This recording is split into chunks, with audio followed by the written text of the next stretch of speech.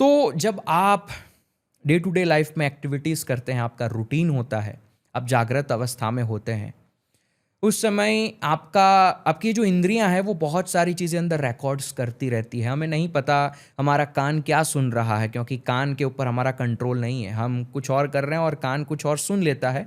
We don't know, वो अंदर जाकर बैठ जाता है। अब जब हम रात को सोने जाते हैं, हम जागृत से सुसुप्ति में जा रहे होते हैं, बीच में वो स्वप्न वाला स्टेज आता है जहाँ पर दिनचर्या की कुछ अनप्रोसेस्ड इमोशंस, अनप्रोसेस्ड चीज़ें जो हमने सुनी, रिकॉर्ड करी हमारे मन ने, वो प्रोसेस होती है जब हम गुजरते हैं उस रोड से। इसका उल्टा भी हो सकता है। कुछ चीज़ें जो हमारे कर्मों में पहले से पड़ी हुई, आप इसको इजीली समझना चाहे तो समझिए एक बड़ा सा तालाब है जिसके अंदर पूरे दिन हवा के झोंके आते हैं, जिस वजह से पानी में लहर मचती रहती है। उस तालाब के नीचे बहुत सारी चीज़ें पड़ी हुई है, कुछ अच्छी चीज़ें हैं, कुछ बुरी चीज़ें हैं। रात को हवा थम जाती है, तालाब का पानी थम जाता है, वो चीज़ें ऊपर आती है। तो कुछ चीज़ें जो आपके मन में पहले से हैं, आज से 10 साल पहले आपके कर्मों से आई हुई है, वो चीज़ भी कभी कभी प्रोसेस होती है और वो आपको स्वप्न में दिखती है।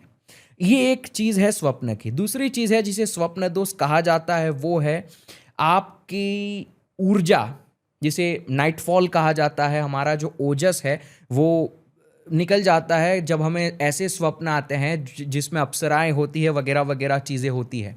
वैसे स्वप्न जब आते हैं उसे स्वप्न दोष कहा जाता है, लेकिन मैं मानता हूं कि सारी चीज़ें स्वप्न दोष ही है।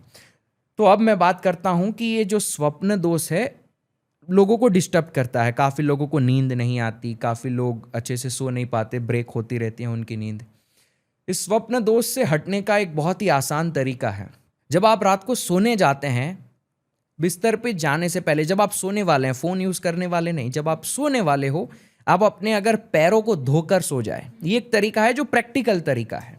If you wash your feet, और अगर आप वहाँ पर सो जाते हैं, आप देखेंगे उस रात को आपको बहुत बेहतरीन नींद आएगी। क्योंकि वॉट इट डू साइंटिफिकली अगर समझे तो हमारे बॉडी के टेम्परेचर को हमारे माथे से नीचे कूल डाउन कर दिया जाता है।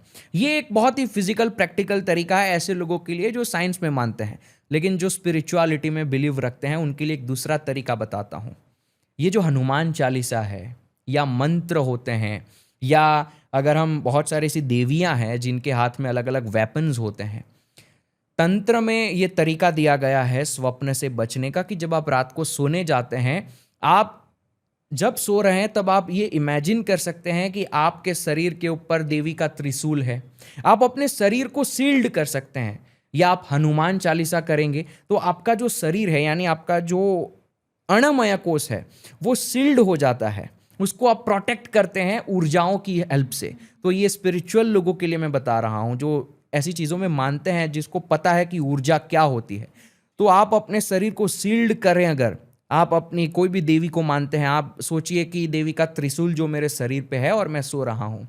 या आप हनुमान जी पे मानते हैं तो आप हनुमान जी को याद करके सोइए, तो आपके शरीर पे वो लॉक्स लग जाते हैं, जिस वजह से आपको वो जो स्वप्न दोष है वो ज़्यादा अफेक्ट नहीं करता है। ये प्रैक्टिकली यूज्ड चीज़ है, ये काम करती है अगर आप इसको प्रैक्टिस में लेकर आएंगे। If you enjoyed watching this content, you can watch the full in-depth video on the Body to Being podcast hosted on Shloka YouTube channel. To continue watching shorter pieces of this content, you can subscribe to Shloka Clips on YouTube. Don't forget to like this video and follow us on Spotify. Pranam.